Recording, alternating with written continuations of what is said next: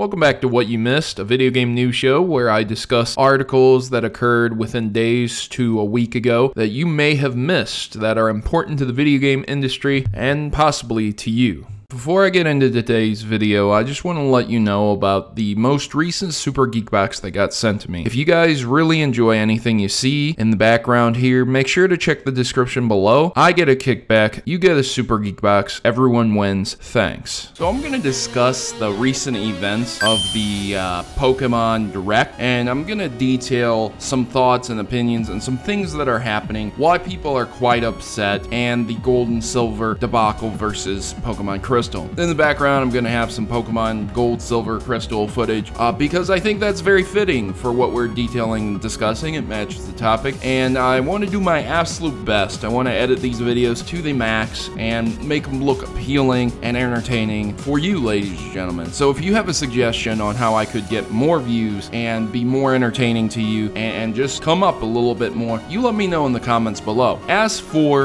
the video itself, let's get right into it. So the first major thing that I really wanted to address is the Gold and Silver. So a lot of people were interested in seeing Crystal being ported to 3DS. Now the reason behind this is because Crystal is a more holistically complete game, and I can't necessarily deny the fact that I'm disappointed that Gold and Silver are being ported versus Pokemon Crystal, because at the end of the day, Crystal was the more complete version. In fact, in Crystal, you were able to get moving sprites. There are a lot of additions like a kind of battle tree system that they have in the Sun and Moon, but a little bit different. It was a pioneer of its time because Red and Blue didn't really have anything like that. And there was a somewhat different storyline that fleshed out Suicune with a guy named Isun, and it talked about why he was pursuing Suicune, and it explained it a little bit more than just three dogs running around Kanto, you trying to figure out and catch them. So that was cool, I thought. But because we don't get that, a lot of people are going to miss out on that story, and that's a little bit depressing and a downer. And I think a lot of people were excited for Pokemon Crystal because it was the first entry into the series where there actually was moving sprites, which is a massive, huge thing in Pokemon, as it was one of the biggest events that actually occurred. Ever since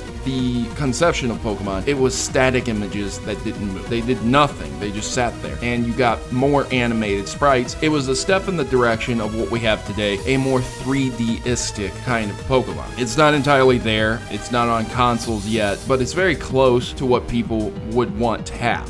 The things that they were dreaming about back when they were playing Crystal. Crystal's a big nostalgia shot too, because a lot of people who grew up with Pokemon ended up purchasing Crystal because it was the next entry into the Pokemon series, and again, it was a more complete version of the game. So a lot of people really wanted to see that come, and even though they're disappointed, they're still quite happy with Gold and Silver. And I think that's a very, very good thing as well. I think it's great that we get Gold and Silver, and I think it's great that it's going to be connected to Pokemon Bank. As a lot of people already understand, it's good to be able to go back to the older games and be able to transfer them through Pokemon Bank to newer games so that you don't have to cheat to get those Pokemon. You know, you don't have to cheat to get the legendaries. You can authentically obtain them with relative ease. All you have to do is play through the game and you'll eventually run into them if you know what you're doing. I mean, Lugia is a little bit cryptic, but you'll find it eventually. So I think it's really great to see Pokemon Gold and Silver being put onto the 3DS for a new generation of gamers who didn't grow up with it. Think about this for a second. Anyone who is 17 right now grew up right when Gold and Silver came out. They were 1 to 0 years old. So of course they didn't have the chance to play that game. And by the time they were to the point where they were comprehending and remembering a lot of stuff, that would have been when they were 5, 6, 7, maybe even as late as 8 years old. So the games that they would have grown up on would have been Ruby, Sapphire, Emerald, not Gold, Silver, and Crystal. I would be shocked if a lot of those people who are in their teens right now actually played Gold, Silver, and Crystal on the original hardware. They might have emulated it, but I would be honestly shocked to hear if they actually did play it on the original hardware. It's not surprising to me to know that Nintendo is releasing these games in a certain manner to appeal to kind of somewhat older individuals who have money to actually purchase this stuff. It's 10 times easier to get someone with their own wallet to make a purchase than have a child go to their parents and say, hey, look, you know, I need you to sign on to this eShop. I need you to purchase this game. I need you to put your wallet on there. there. I need you to put, you know, some cash on there. I need you to buy me a prepaid card. I need you to put your credit card on there. And you have the parents scratching their head and saying, oh, I don't know about that, man. You know, I've heard a lot of hacks, a lot of, you know, Sony PlayStation got hacked, and I've been hearing a lot of bad stuff about credit cards getting stolen. So it's 10 times easier to have someone who is above the age of 18, which would be an individual who may or may not have grown up with gold, silver, and crystal, to purchase that kind of ROM and have that nostalgia trip on their 3DS. So you understand that economics plays a big part in this, in the fact that nostalgia is a massive cash grab between the ages of 20s and 30s. These are the people who grew up with that specific Pokemon. Now, I'm in my 30s right now, and while I was growing up, red and blue were the biggest things. I was pretty young when they came out. About, I want to say I was about 13-ish when they came out. So, to say the least, that's a big nostalgia trip for me. But you understand that I have my own money and I'm able to purchase these things. So the final thing I wanted to hit on was why people are so upset at just the Pokemon Direct itself. And basically, the reason that a lot of people are upset is because they were looking for Pokemon Stars on the Nintendo Switch. And of course, they wanted something more than just Gold and Silver being ported on 3DS eShop. So again, some people look at these individuals as being extremely greedy, as being extremely entitled gamers.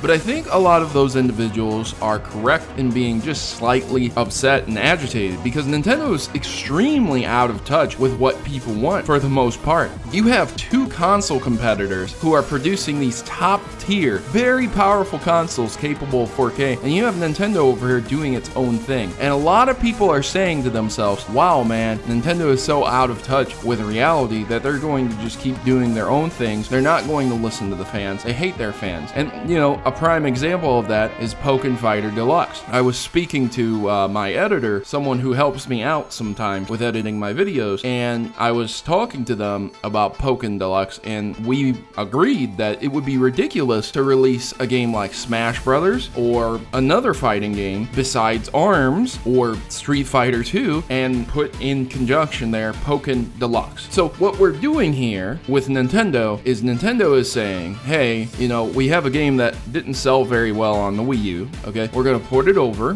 because it's an easy port, it's quick, easy to do. The architecture is very similar. We already have the story mode, we already have the characters developed. You know, there's not much to do other than to recode. So cool, good idea. So they do it, but the thing is, there's a lot of competing fighters. You have the Street Fighter crowd, which I don't necessarily know if they're going to be the ones who are playing that fighting game. I mean, you gotta think, man, are they really going to be playing it on the Nintendo Switch itself, or are they going to be playing it on the Xbox, PlayStation, or PC, more than likely? So you have the Street Fighter crowd, and that's going to cut into your sales, because third party versus first party. And then you have other fighting games that are going to be coming out, like ARMS. So you might say, okay, ARMS isn't necessarily fighting game. Okay, I get it, yeah. But, you know, it's in that genre, okay? It's kind of like that. And so the question becomes for Nintendo, how do we starve our audience enough to make them buy Pokken Tournament Fighter Deluxe Edition, even if they don't want to? And the answer is by not releasing Smash Brothers, by not releasing more competing fighting games. When it comes down to ARMS and Pokken Fighter Deluxe and Street Fighter, which one are you going to end up buying? Even as a Pokemon fan, which one will you end up buying? A lot of people were so upset at Nintendo over that Nintendo Direct that the Wii U was trending on Twitter. I am dead serious, and I don't have a screen cap. You're just gonna have to trust me on this, but I promise you, it really was. And they were talking about how, like, no one cared. No one cared for Pokken Fighter Deluxe. Nobody cared for this. And what they wanted was not Ultra Sun and Moon 2. What they wanted was a real entry on the Nintendo Switch.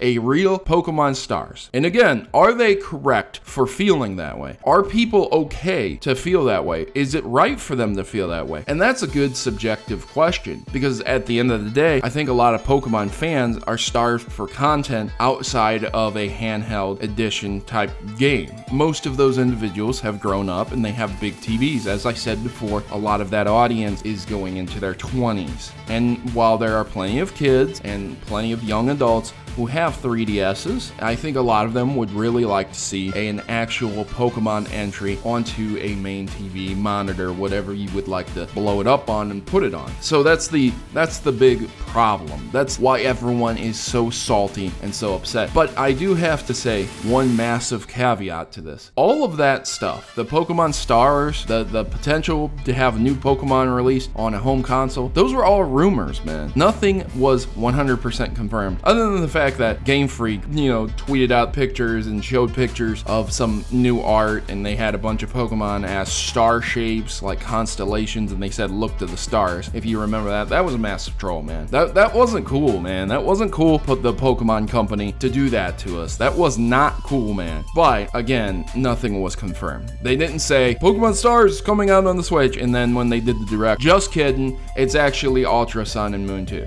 That did not happen. But I digress. Ultra Sun and Moon 2 might be better than the original Sun and Moon, and we'll just have to see that. So ladies and gentlemen, were you upset about the Pokemon Direct, or did you particularly really enjoy it? You let me know your thoughts and opinions in the comment section below. Please like and share this with everyone, as I am trying to build a new media empire, a new media company to combat all of that bought out craziness that is the websites we have to depend on. So thank you for your support, and thank you for watching. I've been your host, Protomario. I'm signing out. As always, good gaming, God bless, and thank you for watching.